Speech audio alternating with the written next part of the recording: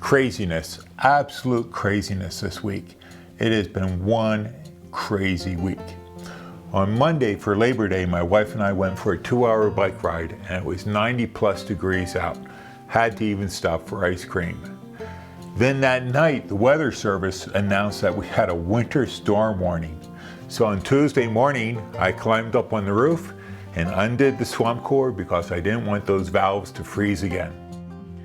Then that night it began to snow, and Wednesday morning when we woke up, we had about 3 inches of snow on the ground. Now this set a couple of records. First off, we have the record for the hottest summer on record in Colorado Springs, again. Then when that cold front came down from Canada, on the 9th, we had the coldest record for that day of the year in recorded history. Also, we had the earliest snowfall for the year.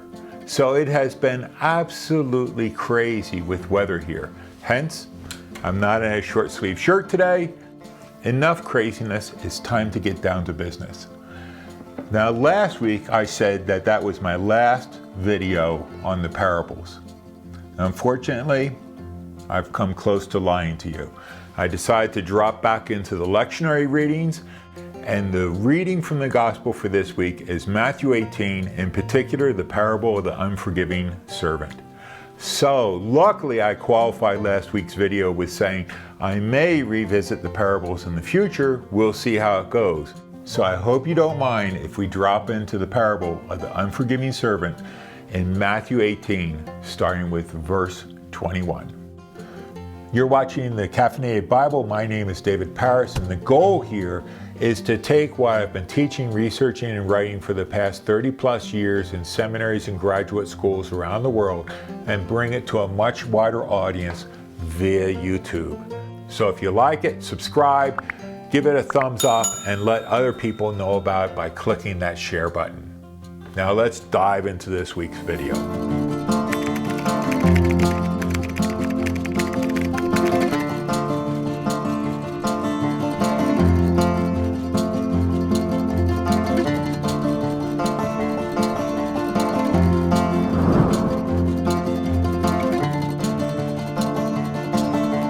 Now, Matthew's gospel is organized around 5 sort of sequences, and each one of these 5 sequences contains a section where you have a collection of Jesus doing things or actions, and then a collection of Jesus's teachings.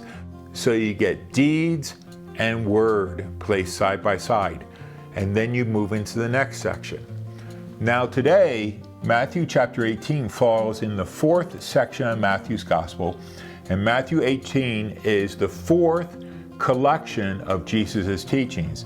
In this particular case, the teachings are organized around what is called the ecclesial discourse or the church discourse.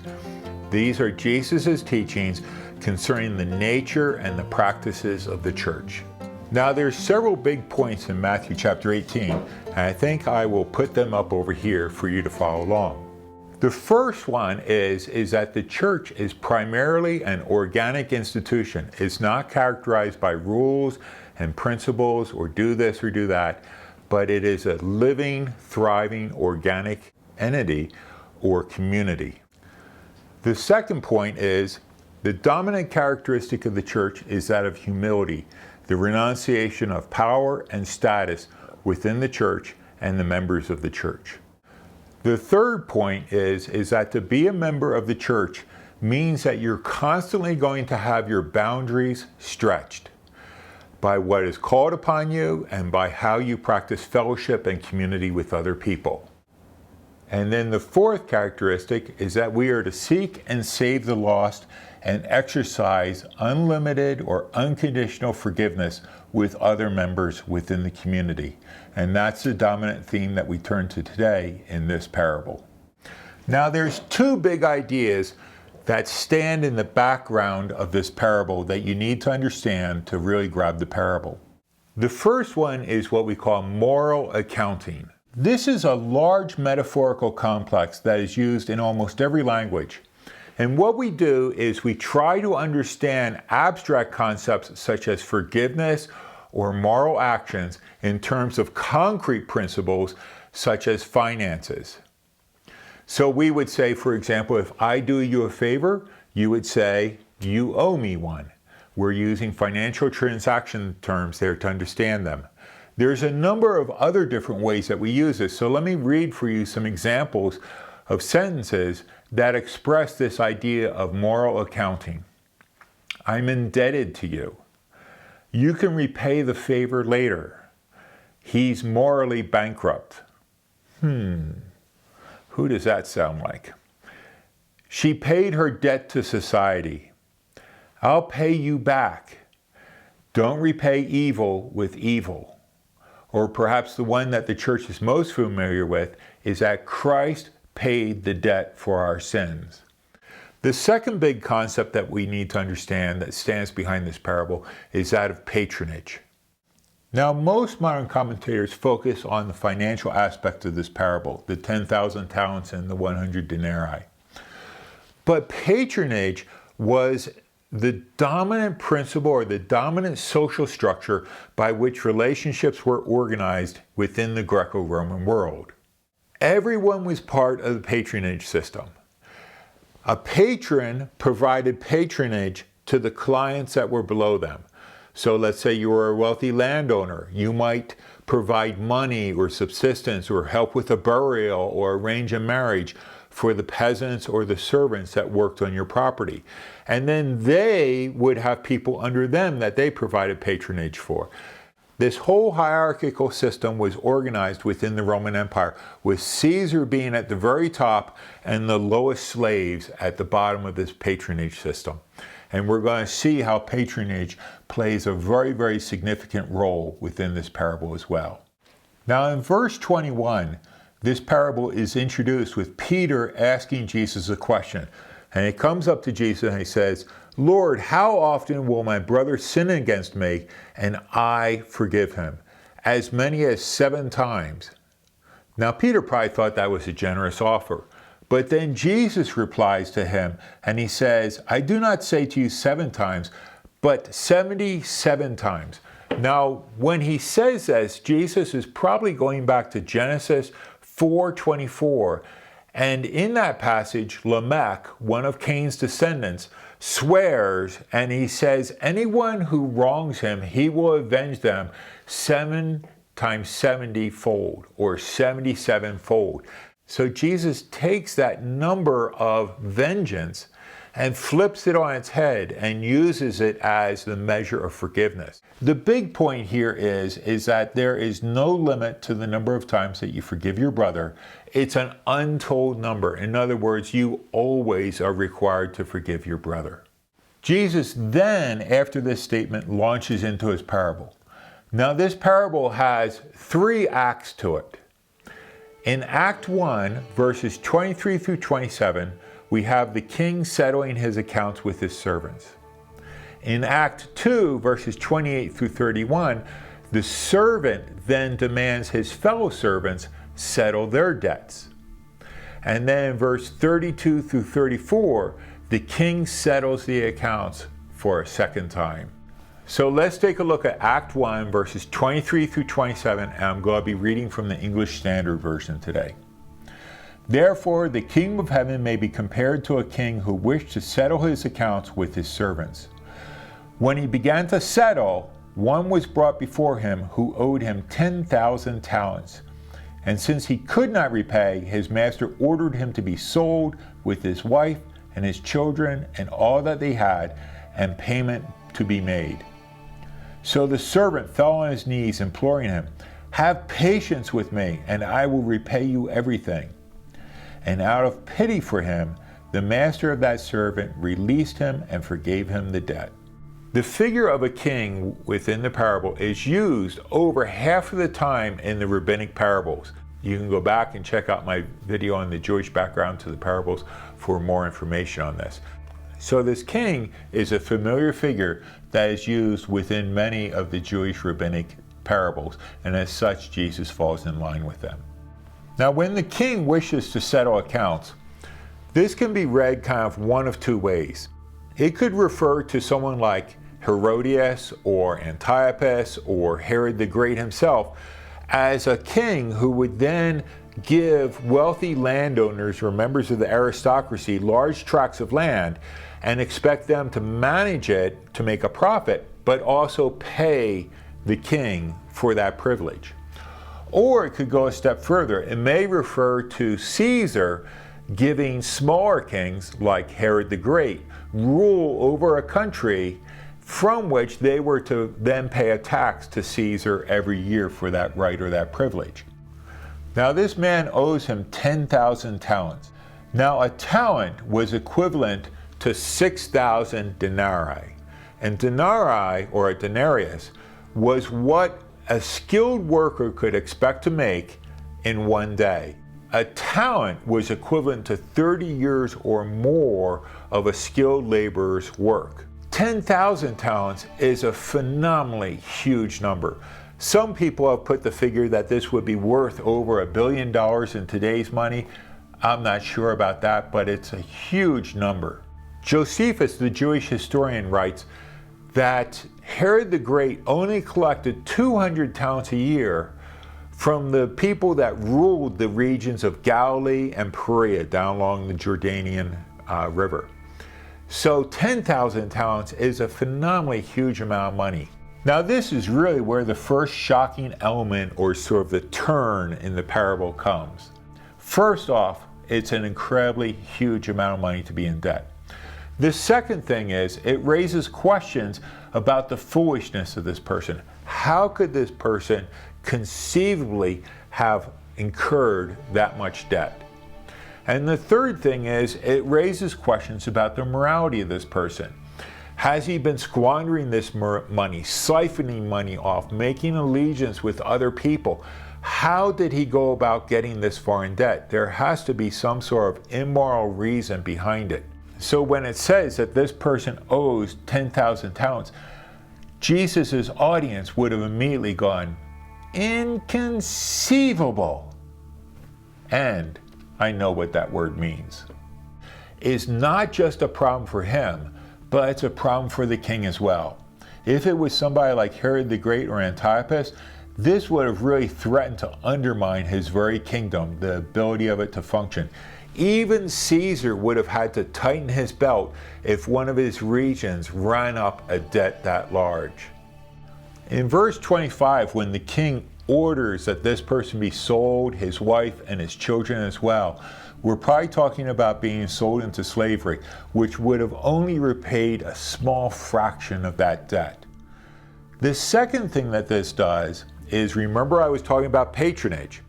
This person was a patron under the king, and they had violated that patron-client relationship, and so now he's in big trouble. But this servant has people underneath them as well, and we'll meet one of them later on. For him to be thrown into prison would have been threatening to everybody else underneath them. They would have lost their influence, their point of contact. They would have had no more protection or provision in times of need. So for the original audience to hear that this person is going to be sold into slavery with his entire family, it creates a void within the patronage system that would have been very, very threatening to everybody below him. It would have shaken up the system. The servant does the natural thing. He falls on his knees before the king and he begs. He says, "Have patience with me and I will repay you everything." Now everybody during that day, and hopefully you as well, would immediately realize that he is never going to be able to repay this debt. There is no hope at all. It's a foolish promise. It's an act of desperation. But the second shocking turn comes when the king has pity and he releases him from being sold into slavery and he forgives him. That is just not done. Kings in the ancient world were known for their ruthlessness. You did not violate that patronage-client relationship in any way. To do so would have cost you your life and probably those around you, like this story reflects. So when he forgives him, the audience there would have been going, "What? What is going on here?" First off, you have this outrageous sum of money that he's in debt to, and then second off, you have the forgiveness of that debt. Now, if the king is a typological figure for God, then this debt reflects our moral debt to God. And the size of this debt that this person has really kind of reflects that we could never pay or even hope to repay the debt that we have before the king. It's a completely hopeless situation. The only way that debt will get resolved is if the king forgives it. This brings us to Act 2, verses 28 through 31, where that servant now goes to settle accounts with those underneath him. But when the same servant went out, he found one of his fellow servants who owed him 100 denarii, and seizing him, he began to choke him, saying, "Pay what you owe me." So his fellow servant fell down and pleaded with him, "Have patience with me, and I will pay you." He refused, and went out and put him in prison until he should pay the debt. When his fellow servants saw what had taken place, they were greatly distressed, and they went and reported to their master what had taken place. Now, in this act, we definitely see the patronage system being clearly displayed. This servant who owed the king 10,000 talents goes, and now he approaches those under him, one of his servants, to repay a 100 denarii debt. Now, this would be equivalent to 3 months' worth of wages for a skilled worker. The key thing, though, is the comparison between the 100 denarii and the 10,000 talents. This amount, the 100 denarii, is negligible compared to the amount that this other servant had been forgiven. The second thing we have is that when this person who owed 100 denarii, when his fellow servants see the way their patron has treated him, they go and they skip past this person to the king and tell him what this person has done. Just like in Act 1, the second servant says exactly the same thing that the first servant did. He says, "Have patience with me, and I will pay you." Now, this does two things. The first thing is it sets up a comparison between the two servants, the one who was forgiven 10,000 and the one who was forgiven 100 denarii. They both say the same thing, and it brings them into comparison with each other. It also allows us to compare the response in both situations. In Act 1, the king forgave him this unimaginable debt. In Act 2, this servant then demands that person repay him those 100 denarii. Now, during that time, to take and throw someone into prison for owing that amount of money would have been completely understandable. And this is the reaction that the audience would have expected from the king in Act 1. The interesting thing here is, because the king has acted completely antithetical to the expectations of Jesus' audience, this then sets us up for this guy to react differently. But he doesn't. He reacts exactly how they expect him to react for incurring this debt and not being able to repay it.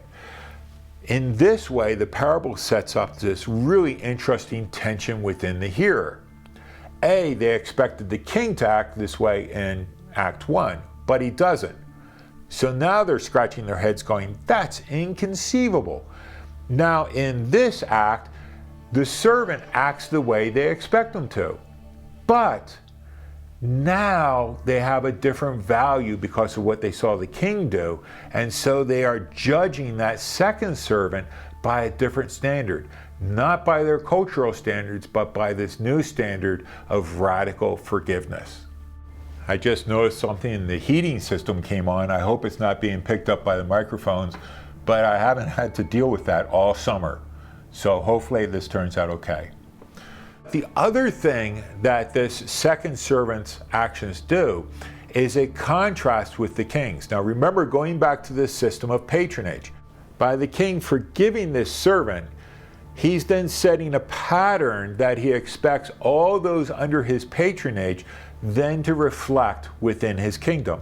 He expects his kingdom then to be judged and characterized by one of radical forgiveness, just like he extended that to his client, the first servant. This servant's actions of choking and throwing the person underneath him into prison, he has short-circuited this whole patronage system that he is part of. This then brings us to Act 3, verses 32 through 34.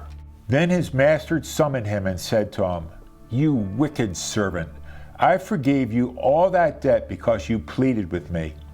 And should you not have mercy on your fellow servant as I had on you?" And in anger his master delivered him to the jailers that he should pay all his debt. Now the king's statement right here at the very start really highlights this patron-client relationship structure in the ancient world. The king said, "Should you not have mercy on your fellow servant as I had mercy on you?" That directly ties these actions into the patronage system. The king was merciful, and as his client, that first servant, should then go and extend mercy to those underneath him. This servant's actions betray that he has violated the very characteristics and nature of the patron that he is under. He has acted in a most dishonorable and disingenuous manner possible. He's not only a fool because of the debt that he incurred, but he is a fool because of how he is acting within this patronage system. Now the king turns him over to jailers, and I don't like that translation there because the Greek word here, basanistais, doesn't refer to jailers but to torturers. This really amps up the volume and the intensity of the story here. This person is to be tortured until he is able to repay that debt. The debt this person has is so great, it will never be repaid. He will be eternally being tortured by these individuals. This parable creates a narrative world in which the king extends forgiveness to those under him in a way that is so great that they can never extend that amount of forgiveness to those underneath them because their debt in the first place was so great. Therefore, for someone not to extend forgiveness along those lines raises questions about their membership within this patronage system or within the kingdom as well. Now this parable raises a question and a paradox because at the very beginning, Peter asked Jesus, "How many times should I forgive?" And it's 77 or 490 times. Yet this king forgave once and then has that unforgiving servant thrown into prison. What's going on here? Shouldn't he have forgiven him again and again and again and again? And this is where understanding the patronage system is so important to understanding the message of this parable and gets us around this paradox. Patronage is fundamental to this parable. The king has extended forgiveness to his client, the first servant. When this servant then turns around to those underneath him and demands payment and throws him into prison, it shows a rejection of the patronage that he's receiving, and it's also dishonoring the one who he is serving, his king. As a result, this parable raises questions about the legitimacy of this first servant and their place within that patronage system. He really seems to be operating according to his own systems and standards and not participating in the kingdom, A, by incurring that debt, and B, by not following the example that the king has given of unconditional forgiveness. For the king to throw this person back into prison or to turn him over to the torturers until he repays everything is a shocking conclusion to the end of this parable, and it should serve as a wake-up call. It raises questions about, are we members of this kingdom? And as such, are we embedded and behaving in an integral way within those relationships within the larger kingdom that we are now part of? And finally, do our actions bring honor to the patron who has bestowed forgiveness upon us? Or are they violating, rejecting, and dishonoring our patron the King, God. This parable also ties in with a larger theme within Matthew's Gospel. Right after the Lord's Prayer in Matthew 6:14, Jesus says, "If you forgive others their trespasses, your heavenly Father will also forgive you. But if you do not forgive their trespasses, neither will your Father forgive your trespasses." One of the things that this parable brings up in the entirety of Matthew's Gospel is that Jesus' concept of forgiveness is not transactional. I forgive you. Jesus' concept of forgiveness is transformational. Just like that king forgave that servant 10,000 talents, he now expects his behavior and how he behaves within the kingdom to be transformed, to extend forgiveness to that person who owes 100 denarii. The fact that he doesn't forgive that 100 denarii debt reveals that he is not operating on a transformational basis of forgiveness. As recipients of God's forgiveness, we are now embedded in this transformational nature of forgiveness. We have received forgiveness. Now it's expected that we extend forgiveness to others as well. If you like this material, be sure to subscribe. Also, hit that share button so that now you can let other people know about these videos. This is the best way I know to get this material and these teachings out to a much wider audience.